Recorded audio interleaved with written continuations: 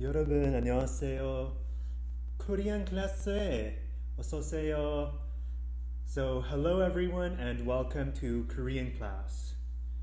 So first, we'll learn how to introduce ourselves and about the basic Korean sentence structure. 준비해요? Are you ready? Then let's begin.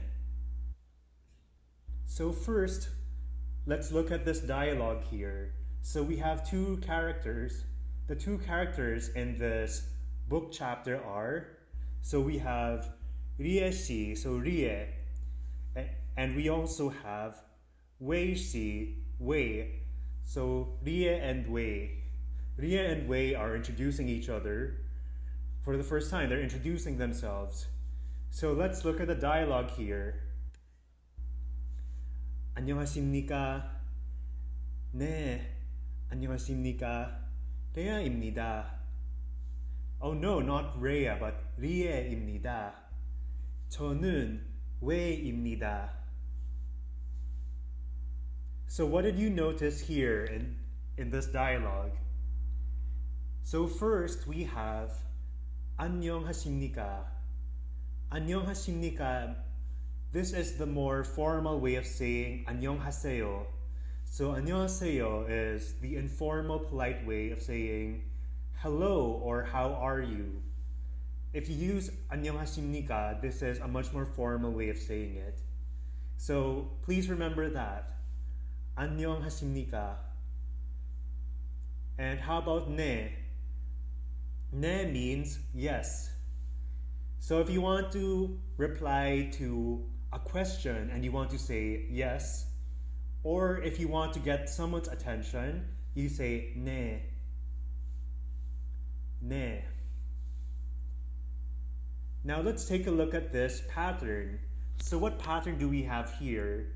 So first, we have what is called the topic of the sentence and imnida.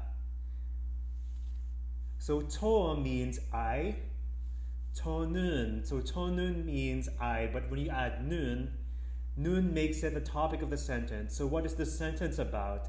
The sentence is about 저, it's about me. So 저는, I.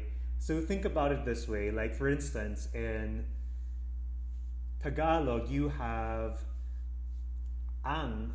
So ang will make something the subject of the sentence. If you have like an verb or a mag verb, like kumain si or kumain ang or kumain ako. So basically, the ones here are the subject.